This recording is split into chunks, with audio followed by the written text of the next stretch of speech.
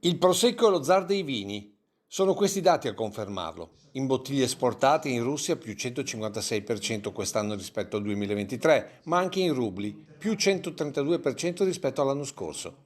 Sono solo alcuni dati della rilevazione fatta da Nomisma e presentati qualche giorno fa a Valdobbiadene in un incontro organizzato dal Condifesa per i produttori delle vigne eroiche.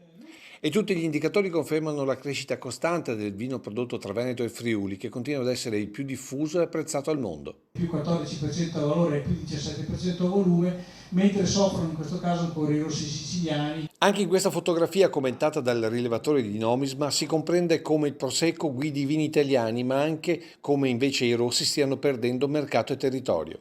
Questo perché la gradazione porta ad un minor consumo, soprattutto nel settore bar e ristoranti, legata alla guida e ai controlli con l'etilometro.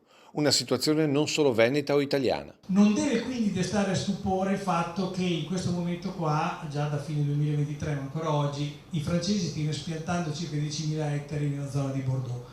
Da qui la riflessione inevitabile sui vini dealcolati, su un futuro Prosecco zero anche dal settore che finanzia le innovazioni tecnologiche in viticoltura.